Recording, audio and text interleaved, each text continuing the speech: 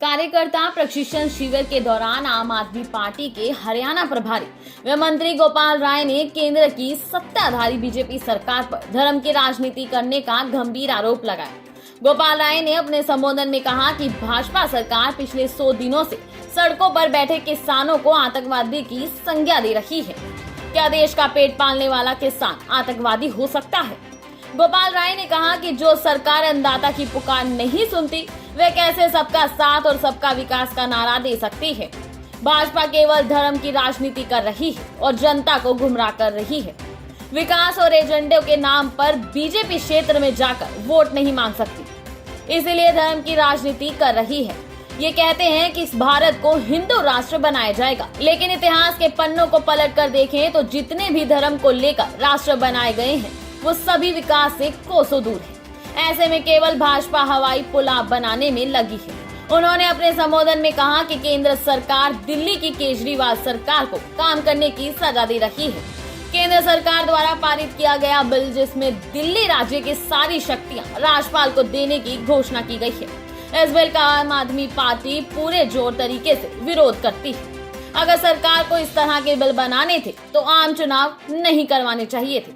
भाजपा लोकतंत्र का मजाक बना रही है। आज सब जानते हो कि इस देश के अंदर 125 दिन हो गए इस देश का अन्नदाता किसान सड़क पर बैठा हुआ, कड़कड़ाती ठंड में ठिठुरता रहा।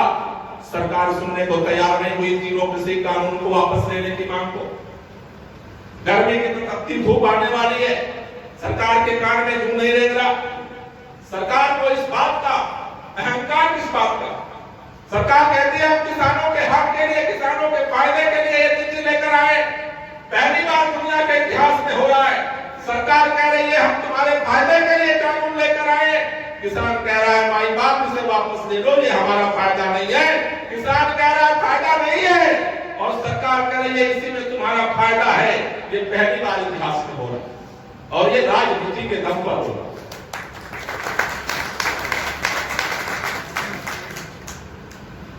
ये सारा जनता की इतनी बड़ी ताकत। आंदोलन हम लोगों ने भी किया था लोकपाल के खिलाफ। 14 दिन में सरकार डमाडोल होने लगी थी। 14 दिन लगे थे रामलीला में। आज 125 दिन हो गए और सरकार के कान पर जू क्यों नहीं रेंग रहा? इसलिए नहीं रेंग रहा कि सरकार को इस बात का अहंकार है कि छात्रों के ऊपर लाठी चला दो, कोई फर्क नहीं पड़ता, हमें वोट मिलेगा, हम जीत जाएंगे। मजदूरों के ऊपर लाठी चला दो, कोई फर्क नहीं पड़ता, वोट मिलेगा, हम जीत जाएंगे। किसानों को भूखे प्यासे तड़पा दो, कोई फर्क नहीं पड़ता, हम चुनाव में वोट पाएंगे और जीत जाएंगे। सिर्फ एक बात पर राजनीति में एक नया तत्व जुड़ा है, वो है धर्म आधारित राजनीति। भारत के अंदर कहा जा रहा है कि भारत को अलग, लोग कह रहे पेट्रोल के दाम बढ़ गए। व्हाट्सएप पे मैसेज आ रहा है पेट्रोल के दाम बढ़ गए तो बढ़ गए, हिंदू राष्ट्र बनने के लिए हम बर्दाश्त कर लेंगे। किसानों के बातें पर कीन ठोक दी गई। कह रहे कोई बात, कोई फर्क नहीं पड़ता, हमें हिंदू राष्ट्र बनाना है। साथियों, आज मैं आपसे चर्चा करना चाहता हूं कि भारत की राजनीति आज जहां खड़ी है, पूरे जोर शोर के साथ दावा किया जा रहा है कि अगर भारत को एक धार्मिक राष्ट्र बना दिया जाए, अगर भारत को हिंदू राष्ट्र बना दिया जाए तो भारत तरक्की की तरफ बढ़ जाएगा। उनसे कभी पलट करके पूछना कि क्या अगर हिंदू राष्ट्र भारत बन जाएगा तो नौजवानों को रोजगार मिल जाएगा? उनसे कभी पलट करके पूछना कि क्या भारत अगर हिंदू राष्ट्र बन जाएगा तो किसानों की समस्या का समाधान हो जाएगा? क्या भारत अगर हिंदू राष्ट्र बन जाएगा तो महिलाओं को मान सम्मान मिल जाएगा? क्या भारत अगर हिंदू राष्ट्र बन जाएगा तो मजदूरों को उनको तनख्वाह मिलने लगेगी? क्या अगर भारत हिंदू राष्ट्र बन जाएगा तो जाति के आधार पर नफरत से खत्म हो जाएगा? नहीं हो सकता। मैं आपके सामने, चूंकि आज हरियाणा के अंदर चारों तरफ जिस तरह से आप काम कर रहे हो, आपका मुकाबला इसी बात से हो रहा है। आज पूरे हरियाणा को इसी बात से समझाया जा रहा है कि खट्टर साहब कोई काम करे या ना करे, हमें हिंदू राष्ट्र बनाना है, इसलिए वोट डालना है। यही बात समझाई जा रही है। साथियों, मैं आपसे कहना चाहता हूं कि इतिहास के पन्नों में 3 उदाहरण आपके सामने रखना चाहता हूं। कभी मौका मिलेगा तो डिटेल में पढ़ना। इस देश के अंदर जो धार्मिक राष्ट्र बनाने की दावेदारी की जा रही है, हमें ये समझना पड़ेगा कि दुनिया के अंदर कोई धार्मिक राष्ट्र बना कि नहीं बना आज तक, और अगर धार्मिक राष्ट्र बना तो उसका परिणाम क्या हुआ, वहां के लोगों को उसका क्या फायदा हुआ, उस देश को उसका क्या फायदा हुआ। मैं 3 उदाहरण आपके सामने रखना चाहता हूं। हम जहां रहते हैं भारत के अंदर, भारत के बगल में सबसे पुराना धार्मिक राष्ट्र जिसका नाम नेपाल है, हिंदू राष्ट्र। नेपाल एक ऐसा देश है जो धार्मिक राष्ट्र रहा, हिंदू राष्ट्र। और हमारे बाजू में दूसरा देश है जिसका नाम पाकिस्तान है, धार्मिक देश, इस्लाम का शासन चलता है, इस्लामिक कंट्री है। एक बार ठंडे दिमाग से, ईमानदारी से पार्टी छोड़ दो, ईमानदारी से सोचो, नेपाल धार्मिक राष्ट्र बन करके हमसे आगे चला गया, जब पाकिस्तान एक धार्मिक राष्ट्र बन करके हमसे आगे चला गया। क्या भारत के बेटे बेटियां नेपाल बनना चाहते हैं? क्या भारत के बेटे बेटियां पाकिस्तान बनना चाहते हैं? हम नहीं चाहते। हमारा सपना पाकिस्तान बनने का नहीं है, हमारा सपना नेपाल बनने का नहीं है। हमारा सपना है इस मातरे वतन को दुनिया का नंबर 1 देश बनाने का, दुनिया का नंबर 1 देश। और अगर दुनिया का नंबर 1 देश बनना है तो भारत नेपाल के रास्ते पर चल करके दुनिया का नंबर 1 देश नहीं बन सकता। भारत पाकिस्तान के रास्ते पर चल करके दुनिया का नंबर 1 देश नहीं बन सकता। आजादी की लड़ाई के दौरान जब इस देश आपको आजादी मिली, उसी दौरान, उसी दिन, उसी तारीख को भारत का विभाजन हुआ। भारत के अंदर उस समय हिंदू राष्ट्रवाद के भी चिंतक थे और इस्लामिक राष्ट्रवाद के भी चिंतक थे। हिंदू महासभा आरएसएस के लोगों ने कहा कि एक राष्ट्र बनेगा तो भारत तरक्की नहीं कर पाएगा। मुस्लिम लीग के लोगों ने कहा कि एक राष्ट्र आएगा, भारत तो तरक्की नहीं कर पाएगा। 2 राष्ट्र का सिद्धांत आया और इस देश को 2 टुकड़ों में बांटा गया। साथियों, मैं आपसे कहना चाहता हूं, कभी ठंडे दिमाग से प्रश्न करना उन लोगों से जो कहते हैं कि धर्म के आधार पर राष्ट्र बनने से तरक्की होती है, उनसे पूछना कि पाकिस्तान तो धर्म के आधार पर बना था अलग देश। अगर धर्म के आधार पर देश मजबूत होता है तो बांग्लादेश क्यों बना? क्योंकि वो भी इस्लाम को मानते थे और पाकिस्तान भी इस्लाम को मानते। पाकिस्तान का बंटवारा इस बात को कहता है कि धर्म के आधार पर राष्ट्र एक नहीं रह सकता। पाकिस्तान का बंटवारा ये कहता है कि धर्म के आधार पर लोगों की तरक्की नहीं हो सकती। एक और देश का नाम याद दिलाना चाहता हूं। भारत के अंदर ये जितने धार्मिक राष्ट्रवाद के प्रवक्ता हैं, जितने भी पैरोकार हैं, उनको प्रेरणा यूरोप के, जर्मनी के नायक या खलनायक आप तय करना हिटलर से मिलती है। वो हिटलर का हाफ पैंट पहनते हैं, हिटलर की तरह से सलामी करते हैं और हिटलर की तरह वो सोचते हैं कि जिस तरह से हिटलर ने जर्मनी को यहूदियों का सफाया कर दिया और जर्मनी को सबसे मजबूत राष्ट्र बनाया, उसका नारा दिया, वैसे ही भारत को बनाएगा। बना दो। लेकिन एक बार जर्मनी का इतिहास भी तो पलट के देख लो।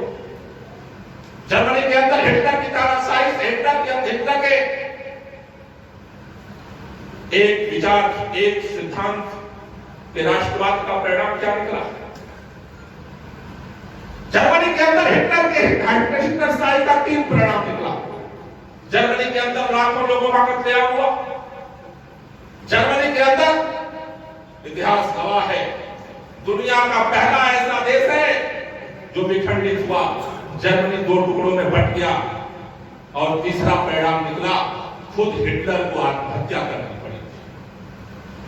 ये जो विचारधारा है, नकारात्मक सोच की विचारधारा है। इतना ताकतवर इंसान आत्महत्या क्यों किया? क्योंकि उसने नकारात्मकता को जो बाहर बोया था, जब तक ताकत थी तब तक बाहर वो नकारात्मकता काम करती रही, लोगों का कत्लेआम कराती रही, और जब चारों तरफ से गिर गया तो वही नकारात्मकता उसके अंदर भी गिर गई और उसने खुद अपनी हत्या कर। इसलिए आपसे कहना चाहता हूं, दुनिया के पन्नों पर बहुत सारे राष्ट्रों का उदाहरण है, लेकिन मैं इन 3 बातों से आपसे कहना चाहता हूं, जब भी कोई धार्मिक राष्ट्र बना करके भारत की समस्याओं के समाधान का सपना दिखाए, उससे पूछना नेपाल का इतिहास और भूगोल और वर्तमान क्या है, नेपाल का भविष्य क्या है। उससे पूछना पाकिस्तान का वर्तमान और भविष्य क्या है, इतिहास क्या है। उससे पूछना जर्मनी का इतिहास, वर्तमान और भविष्य क्या है। अगर इतिहास के पन्नों में जब जब इस विचारधारा के आधार पर राष्ट्र को मजबूत करने की कोशिश हुई है, राष्ट्र का विखंडन हुआ है, कत्लेआम हुआ है और उस नायक को आत्महत्या करनी पड़ेगी, हम इस देश के अंदर ये नहीं चाहते। आम आदमी पार्टी इस देश के अंदर ये नहीं चाहती, क्योंकि हमारा मानना है कि इस देश के अंदर इतनी सकारात्मक ऊर्जा है कि उस ऊर्जा के आधार पर इस देश के अंदर हमारे पुरखों ने बड़ी से बड़ी लड़ाइयां लड़ी, जिसका मैं जिक्र कर रहा था। ये पूरा जो आपका इलाका है, एनसीआर का इलाका 1857 की जंग आजादी में कंधे से कंधा मिलाकर के लड़ाई को लड़ा। इतिहास के पन्नों को कभी पलटना। आज दो तरह की राजनीति इस देश के सामने, दो मॉडल देश के सामने। एक मॉडल है जो नफरत के आधार पर चलता है, आम जनता के आवाज को, उसके आंदोलन को कुचल करके, नमन करके उसको इग्नोर करने पे विश्वास करता है।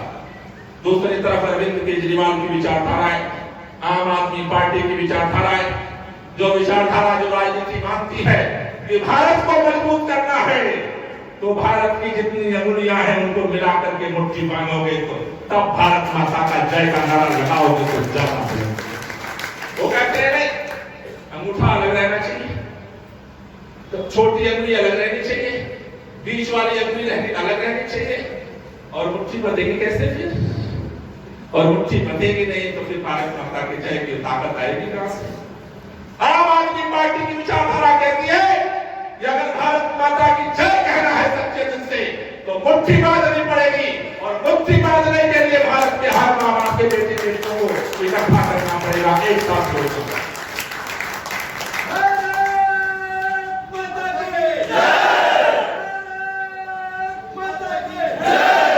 अभी किसान आंदोलन में क्या किया इन्होंने? किसान आंदोलन जब आगे बढ़ने लगा, बोले ये तो सिखों का आंदोलन है। फिर एक दिन रात को छपनी सिंगोली को षड्यंत्र किया, और उसके बाद राकेश टिकैत को उठाने के लिए पहुंच गए, जबरदस्ती गुंडागर्दी करके। जब राकेश टिकैत जी ने मना कर दिया, अपमानित किया, जब चारों तरफ से किसान जाट इकट्ठा होने लगे, अब वो सिखों वाला आंदोलन गड़बड़ हो गया, वो राजनीति की बोले तो सब आतंकवादी है, ये सारे पाकिस्तानी है, ये सारे नक्सलाइट हैं। मैं आपके माध्यम से कहता हूं, मां भारती की गोद से नक्सलाइट नहीं पैदा होते, गद्दार नहीं पैदा होते, देशभक्त पैदा होते। और किसान तो वो किसान है जो केवल जीते नहीं है, जिनके दम पर पूरा हिंदुस्तान जीता है। जिस दिन किसान का हाल ठप हो जाएगा, ये सारी जुमलेबाजी ठप हो जाएगी। आज पूरा पश्चिमी उत्तर प्रदेश पश्चाताप कर रहा है, क्योंकि उन्होंने लठ गाड़ करके हुकूमत बनाई थी कि शायद इससे देश की तकदीर और तकदीर बदले। हजारों के लोग पश्चाताप कर रहे, लेकिन पश्चाताप करने से दुनिया में समाधान नहीं निकला है। जब देश के सामने संकट आया है, मां भारती के गोद से पैदा हुए बेटे बेटियों ने मोर्चा संभाला। इसलिए आपसे कहना चाहता हूं कि राजनीति का पहला दायित्व है अपने लिए जियो। आप में से बहुत सारे लोग इस बात को सोचते हैं, पार्टी ज्वाइन करते हैं, मेरा पद क्या होगा, मुझे चुनाव में टिकट मिलेगा कि नहीं मिलेगा, पार्टी चुनाव लड़ेगी कि नहीं लड़ेगी। हर समय ये सवाल मन से आता है, मेरा क्या होगा, मेरा क्या होगा, मेरा क्या होगा, मेरा क्या होगा। राजनीति का पहला अक्षर है कि अगर राजनीति में प्रवेश किए हो तो देश के लिए सोचो। सबसे पहले देश के लिए जब सोचोगे तो तुम्हारा कोई क्योंकि देश को बचाने की लड़ाई, देश को बनाने की लड़ाई नहीं लड़ोगे, देश नहीं आगे बढ़ेगा तो राजनीति नहीं आगे बढ़ेगी। आम आदमी पार्टी राजनीति में आई है देश के लिए, इसलिए अपने लिए भी सोचो, अपनी पार्टी के लिए भी सोचो, लेकिन सबसे पहले इस देश को बचाने के लिए सोचो। देश को बचाने के लिए अगर लड़ोगे तो काउंसलर बनोगे कि नहीं बनोगे इससे कोई फर्क नहीं। राव तुलाराम काउंसलर नहीं बने थे, विधायक नहीं बने, सांसद नहीं बने, लेकिन आज देश याद करता है। भगत सिंह काउंसलर नहीं बने, विधायक नहीं बने, सांसद नहीं बने, लेकिन देश याद करता है।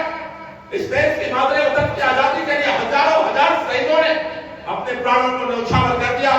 आज देश उनको याद करता है। इस देश के अंदर तमाम राजा हुए, नवाब हुए, तमाम सत्ताधीश हुए, उनकी आज पांचवी पीढ़ी भी उनका नाम नहीं लेती, लेकिन जो मादरे वतन के लिए देश के लिए कुर्बान हो गए, आज पांचवी पीढ़ी नहीं, अगली 1000 पीढ़ियां भी उनको याद करती रहेंगी। इसलिए आपसे निवेदन करना चाहता हूं कि राजनीति का पहला मतलब हर समय सोचो कि हम देश के लिए क्या कर सकते।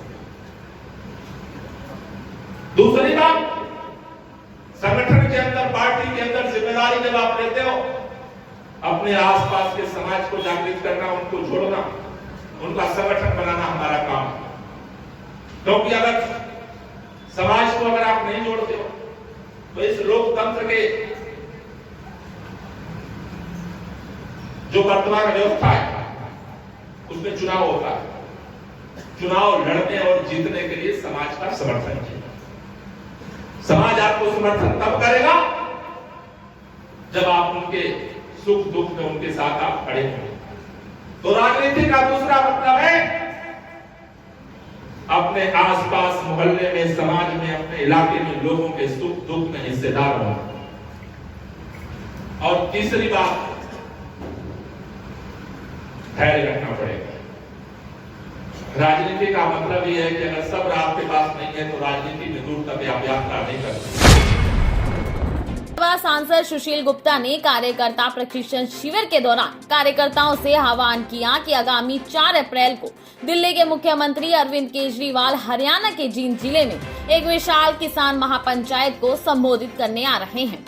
इस किसान महापंचायत में लगभग आम पार्टी के हजारों कार्यकर्ता भाग लेंगे, जिसमें केंद्र सरकार द्वारा पारित किए गए तीनों कृषि बिलों को लेकर विरोध प्रदर्शन किया जाएगा और किसान आंदोलन को सफल बनाने के लिए विचार विमर्श किया जाएगा।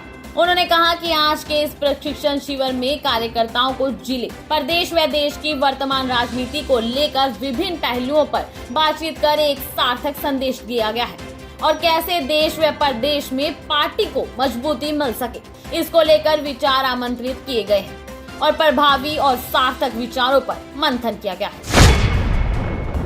आम आदमी पार्टी कार्यकर्ता प्रशिक्षण शिविर हो रहा है, जहाँ पे आज पंकज गुप्ता जी आम आदमी पार्टी के राष्ट्रीय सचिव हैं, हमारे आए हैं। श्री गोपाल राय जी जो मंत्री हैं और हरियाणा के प्रभारी भी हैं, वो भी पहुँच चुके हैं। अभी जल्द ही शिविर में भाग लेंगे। आज कार्यकर्ताओं को हरियाणा निर्माण के विषय में, राष्ट्र निर्माण के विषय के अंदर, पॉलिटिक्स के अंदर आज की तारीख में वर्तमान कार्यकर्ताओं को किस प्रकार से काम करना चाहिए, हमारी जिम्मेदारी राष्ट्र के प्रति क्या है, अनेकों विषयों पे जहां चर्चा हुई। और वहीं पे 4 अप्रैल को सुबह 11 बजे जींद में किसान महापंचायत को संबोधित करने के लिए अरविंद केजरीवाल जी आ रहे हैं। उस विषय पे भी आज यहाँ पे बातें हुई। लगभग 6000 जो हमारे कार्यकर्ता इस जोन से वहाँ पे जा रहे हैं। जींद के अंदर लगभग 50,000 किसानों का वहाँ पे जो आयोजन मीटिंग का होगा। और किस प्रकार से केंद्र सरकार ने कोरोना के दौरान बिना किसी से बात करते हुए 3 अध्यादेश लेकर आए। जब किसानों ने उनको काले अध्यादेश किया का संज्ञान दिया, तो उस समय ना तो किसानों से बात की, ना सांसदों से बात की, और सरकार उन अध्यादेशों को विधेयक बनाने के लिए संसद के अंदर प्रस्ताव लाई। संसद में गैर कानूनी तरीके से उस बिल को पास किया। देश का कानून ये कहता है कि यदि एक भी सांसद वोट की डिमांड करता है तो उस पर वोट होनी कंपल्सरी है। आदरणीय अरविंद केजरीवाल जी ने देश के सारे सांसदों से अपील की थी कि बीजेपी का राज्यसभा के अंदर बहुमत नहीं है, सदन को बहिष्कार करने का ड्रामा ना करें, इसके विरुद्ध के अंदर वोट डालें। उनकी अपील को मानते हुए वहाँ पे वोट की डिमांड की गई थी। परंतु उप सभापति महोदय ने ध्वनि मत से उसको पारित घोषित किया। हमने उनके खिलाफ भी अविश्वास प्रस्ताव दिया था, वो भी नहीं माना गया। अपितु हमारे सांसदों को उस दिन सस्पेंड कर दिया गया। लगातार संसद के अंदर और सड़क से लेकर संसद तक आम आदमी पार्टी किसानों के साथ है। जब उन विधेयक, इन कानूनों के विरुद्ध में सबसे पहले पंजाब से किसान चले तो हरियाणा के मुख्यमंत्री ने अहंकार के अंदर आकर कहा कि मैं इनको हरियाणा में घुसने नहीं दूंगा। लाठीचार्ज करवाया, आंसू गैस के गोले छोड़े, वाटर कैनन छोड़ी, आतंकवादियों जैसा व्यवहार किया। परंतु किसान शांतिपूर्ण तरीके से आगे बढ़ता रहा। जब दिल्ली में आने की बात की तो केंद्र में बैठी भाजपा की सरकार ने किसानों को जेल में डालने के लिए अरविंद केजरीवाल जी से दिल्ली के 9 स्टेडियम मांगे। अरविंद केजरीवाल जी ने कहा कि किसान देश का अन्नदाता है, किसान और मजदूर को जेल में डालने के लिए मैं स्टेडियम नहीं दे सकता, मैं सेवादार के रूप में इनकी सेवा करूंगा। और वो स्टेडियम नहीं दिए गए। किसानों को रामलीला मैदान जो मांगा था या जंतर मंतर जो किसानों ने मांगा था प्रदर्शन के लिए, केंद्र सरकार ने उसकी परमिशन नहीं दी और किसान तब से लेकर आज तक लगातार 4 महीने से बॉर्डर के ऊपर बैठे थे। 3 डिग्री का टेम्परेचर भी उन्होंने सहा। आज गर्मी भी 35-40 डिग्री की वो सह रहे हैं। बुजुर्ग भी हैं, महिलाएं भी हैं, बच्चे भी हैं। हरियाणा सरकार ने पानी काट दिया, सैनिटेशन की सुविधाएं खत्म कर दी, इंटरनेट बंद कर दिया। दिल्ली सरकार ने, अरविंद केजरीवाल जी ने बिजली पानी की व्यवस्था बॉर्डर के ऊपर की, वाईफाई लगाया ताकि किसानों को कुछ राहत मिल सके। और लगातार किसानों के हक के अंदर बोलते जा रहे हैं। 4 दिन पहले भी मैंने संसद में कृषि मंत्री को कहा था कि आपने पहले तो वार्ता के दूर किए, अब बात करनी भी छोड़ दी। प्रधानमंत्री जी को भी हमने कहा था कि आप कहते हैं 1 फोन कॉल की दूरी पे है, आप नंबर बताइए, किसान फोन कर लेंगे।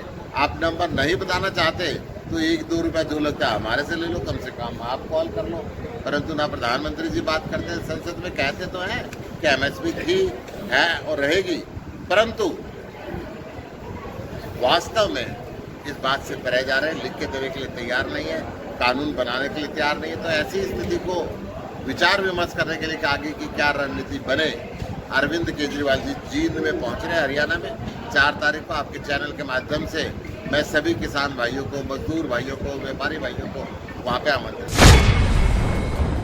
वहीं राष्ट्रीय सचिव पंकज गुप्ता ने कार्यकर्ताओं को संबोधित करते हुए कहा कि किसी राजनीतिक पार्टी की रीढ़ की हड्डी उसके कार्यकर्ता होते हैं। कार्यकर्ताओं के बलबूते पर ही सरकार चलाई जा सकती है, क्योंकि सरकार की क्या सोच है, क्या रणनीति है, उसे जमीनी स्तर तक लोगों से रूबरू कराना एक कार्यकर्ता की जिम्मेदारी होती है।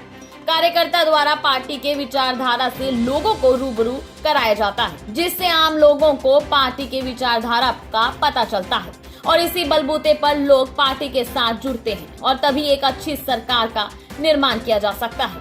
इसी सोच के साथ कार्यकर्ता का पार्टी में अहम रोल होता है। दिल्ली में जो इस बार हमने चुनाव जीता, उसमें संगठन की एक बहुत बड़ी भूमिका थी। संगठन का काम होता है पार्टी की जो विचारधारा है, पार्टी क्या सोचती है, पार्टी आपके लिए क्या करना चाहती है, पार्टी अगर चुनाव जीतेगी तो वो किस तरह के बदलाव उस क्षेत्र में लाएगी, उस देश में लाएगी, उस राज्य में लाएगी, वो लोगों तक ले जाने का काम संगठन का। और अगर संगठन मजबूत ना हो, अगर हमारी बात जनता तक ना पहुंच पाए, तो हम कितना भी बेहतर काम कर लें, कितने भी अच्छे काम कर लें, हम चुनाव नहीं जीत सकते। और चुनाव जीतना हमारे लिए क्यों जरूरी है? अगर हम चुनाव नहीं जीते तो जो हम करना चाहते हैं वो कहीं कर ही नहीं सकते। ये बात तो सबको मंजूर है, इसमें तो कोई दो राय नहीं है ना कि चुनाव जीतना हम सबके लिए जरूरी है। अगर हम करना चाहते हैं, जो हम करना चाहते हैं, कर सकते हैं। आज हम दिल्ली में क्या क्या कर पाते हैं, हम बहुत से लोग हैं, सबको मालूम होगा, फिर भी मैं एक बार उस चीज को आपके जहन में बैठाना चाहता हूं। आज दिल्ली में 16 लाख बच्चों को हम एक बेहतरीन शिक्षा देते हैं। 16 लाख बच्चों बेहतरीन शिक्षा देते हैं। हर महीने लगभग 50 लाख मरीजों का सरकारी अस्पतालों में, मोहल्ला क्लिनिकों में उनका इलाज होता है। उनको दवाइयां मुफ्त में मिलती हैं, डॉक्टर मुफ्त में मिलते हैं ऑपरेशन मुफ्त होते हैं, उनकी ब्लड की जांच मुफ्त में होती है, उनका कोई भी काम जो सरकारी अस्पताल में हुआ जाता है वो सब मुफ्त में किया जाता है। दिल्ली की 75% जनता ऐसी है आज जिसको पानी मुफ्त में मिलता है, पीने का पानी उनके घर घर में पहुंचता है, उसके लिए उनको कोई पानी पैसे नहीं। 75% जनता के घरों में बिजली का बिल 0 आता है, ये पूरा देश जानता है, आपको तो मालूम है। आज सारी महिलाएं दिल्ली के एक कोने से दूसरे कोने तक बेहिचक जा सकती हैं, क्योंकि दिल्ली में आवागमन के साधन मुफ्त हैं। दिल्ली में बसों में मार्शल है, बहनें बहुत सुरक्षा के साथ कहीं भी आ जा सकती हैं। और ये सारी चीजें आपने क्यों करके दिखाई?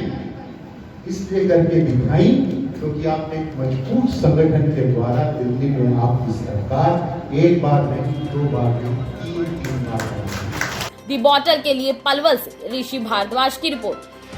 अगर आपको हमारी यह वीडियो पसंद आई तो दी बॉटल को सब्सक्राइब, लाइक, शेयर और कमेंट करना ना भूलिएगा।